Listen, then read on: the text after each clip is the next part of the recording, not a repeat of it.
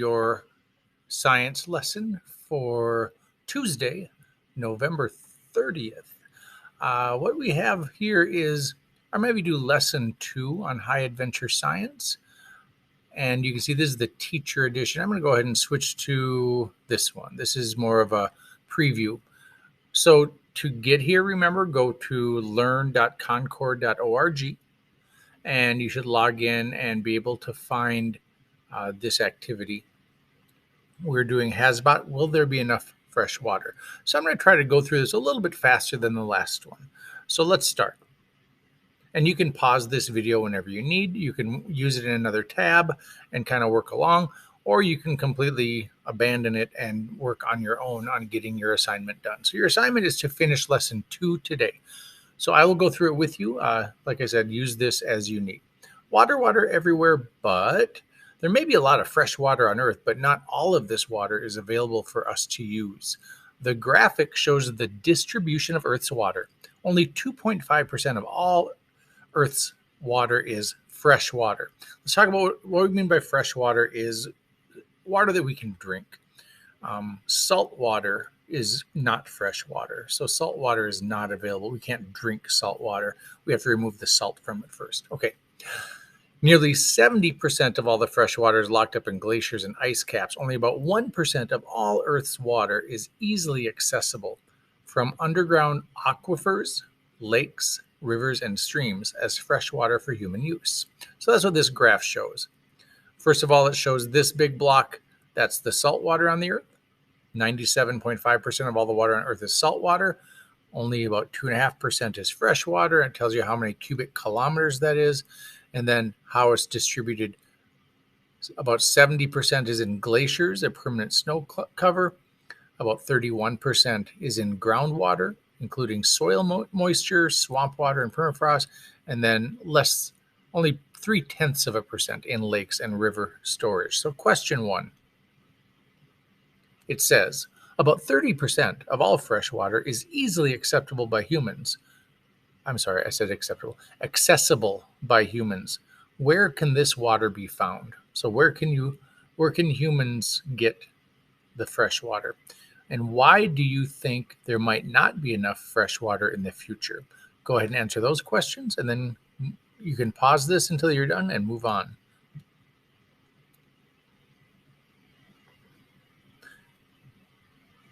Okay, you can see there's 7 parts to this. The last part is just you're done with page. So just a few left to go. So where does water go is the next part. When water falls from the sky and hits the ground, what happens to it? This is one of the most important questions for life on Earth because fresh water from rain and snow sustains life on Earth. Having it in the right place at the right time is crucial for life. Water is continually moving around through and above the Earth in a process known as the water cycle. The model shows a representation of a slice through Earth's surface, which is called a cross section, with a little bit of sky above. The slice of Earth shows the layers of rocks and sediments as different colors. The different layers have different properties. You will explore the different properties of different layers in this module. Click the play button and then follow several water droplets to see the paths that they can take. Okay, so simple water model. Explore how water moves through rocks and sediments. Use the follow water droplet button to watch where water goes after it falls. So it says hit the play button. I'm going to do that. I'm going to go ahead and get rid of this. Okay. And those blue dots represent rain, precipitation. So we can follow a water droplet now.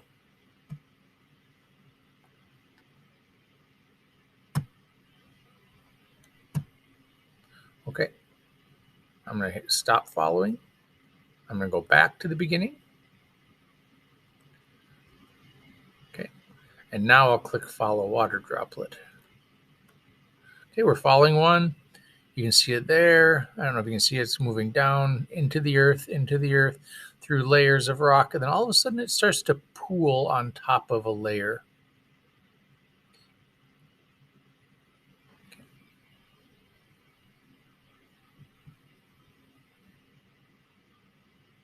Question 3. Take a snapshot of the model after you've watched the path of several drops. On the snapshot, draw the longest path a water droplet can take after falling to Earth. So how do you do that? I'm going to go ahead and decrease the size of the screen here. And if I go back, I can always restart it by clicking this button, and that'll restart it, and hit play and follow water droplet, right? You can see that one. And you can look around and follow your own other water droplets if you wish. And then when you're ready to take a snapshot, I've taken a snapshot, and now just like any other thing, you can use your drawing to kind of show the longest path. Just draw a line to show the longest path that water droplet can take.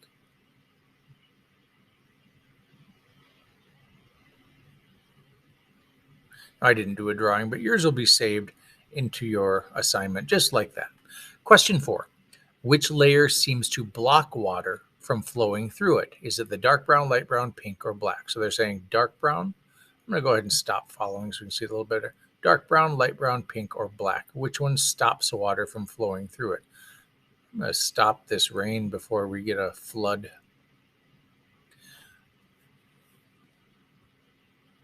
Question 5. When water is absorbed by the ground, is it trapped in the ground? Yes or no? And explain your answer.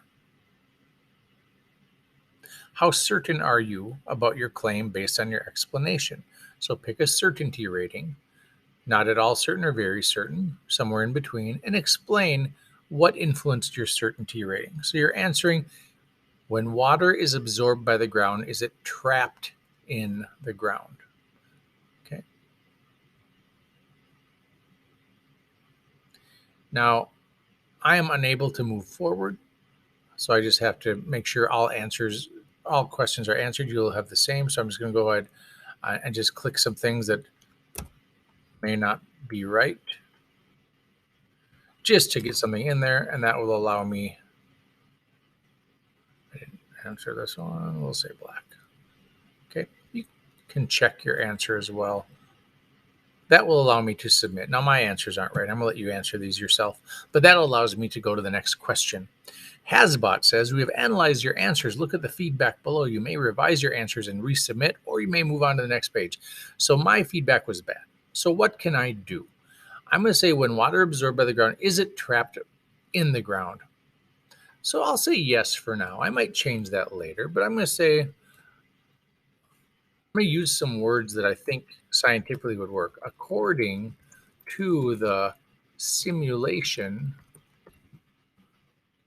/ model,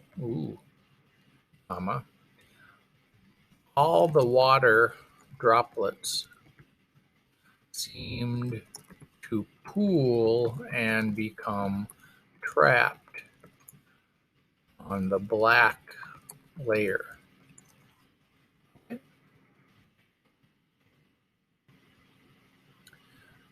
How certain am I? I'm not so certain completely, because I wonder if we're missing something. Explain what influenced your certainty rating. I am not sure this model shows all aspects of what can happen to water once it enters the ground. It may have some way of leaving the ground, right? Because I've seen like geysers. How does it get into the ocean? I know people have wells. These might all be ways. So I'm going to resubmit. 3 tries left. I'm going to see how my score has changed. Hey, I'm doing better, right? I got a 4 out of 6. Are you happy with that? I could probably write some more explanation. And I got a 3. So I'm going to leave it at that for now. It's my first try at this, so I'm pretty happy with those scores. I'm going to click next. Okay. Again, I'll remind you, you can use these pointers as much as you'd like, or move on to the You can fast forward if you wish. Natural flows. Earth's water is in constant motion. The diagram shows the natural water cycle, how water moves throughout the Earth's system. Liquid water on Earth's land and oceans is heated by the sun. As it is heated, the liquid water turns into gaseous water vapor in a process called evaporation. Water in the soil can be absorbed by the roots of plants and come out through the plant's leaves as water vapor. This process is called transpiration. Since both evaporation and transpiration add water vapor to the air, they are often combined as evapotranspiration. Get a lot of points in Scrabble on that one. In the air, water vapor condenses, turning into liquid water as it cools. This forms clouds. When the clouds accumulate enough water droplets, the water falls to Earth as precipitation. When precipitation hits Earth's land surface, it can flow along the surface as runoff, or it can seep or infiltrate into the ground. The runoff can flow into streams, rivers, and lakes. Water that seeps into the ground can become part of the groundwater. So here we have the natural water cycle. Again, you can start anywhere. It's a cycle. I'll start where they start in the reading. So water evaporates. It turns into a gas, which is invisible. Water vapor is an invisible gas. Clouds are actually liquid water. They're liquid water droplets that form on dust particles in the air. As the water rises and cools in the air, they lose energy and turn back into a liquid onto dust particles. Those are called condensation nuclei, the nucleus on which the water condenses. Okay, as more and more water droplets build in the cloud, they start to get larger and larger to a point where they're going to start to fall to the earth due to gravity. And we call that precipitation. And then as it hits the ground, it can become runoff, or it can infiltration through the soil, and become part of the groundwater. Now look at what we're seeing here with the arrows. It's moving toward a body of water. So maybe that will help us with our question. Why is water considered a renewable resource? And what would change in this diagram if there was no rain for a long time? In other words, if there were drought conditions, what part would change and how would that affect the rest of it? Okay, go ahead and answer those questions. When you're ready, you can hit pause, and then when you're ready, hit play again. Part 5. What's the problem? On the next page, you'll hear from a scientist named Holly Michael. Dr. Michael, an assistant professor at the University of Delaware, studies hydrogeology, or groundwater flows, in coastal areas. From the coastal areas of Delaware, Maryland, and Virginia in the United States to the coast of Bangladesh. The map shows the locations of these areas. So Delaware is right here, and Bangladesh is over here. So she's going to be talking about that kind of stuff. I'm going to click next. Now, again, I'm not using a good method of recording a video recording here. So you are going to have to play this on your own, interview with a hydrogeologist. It says many people live near the coast, so it's important to know how groundwater flows are affected by the oceans so that people don't negatively affect their drinking water supplies. Watch the video in which Dr. Holly Michael, a hydrogeologist, discusses the human impact on water supplies around the world. Okay, so I'm going to actually pause the video shortly here.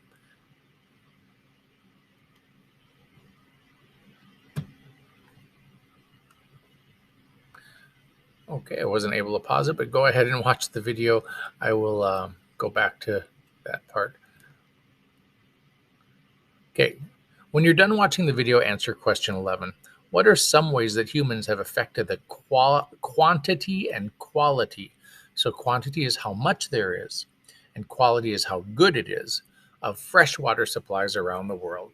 And type your answer there. Okay, I'm going to go ahead and hit next. And that takes you to the end of today's lesson. Once again, show all answers will just show the answers that you wrote. and then we'll start the next activity at a later time. If you have any questions, please don't hesitate to email me and ask. This lesson should be completed by the time we meet in our next class time, okay, which is tomorrow, Wednesday. All right.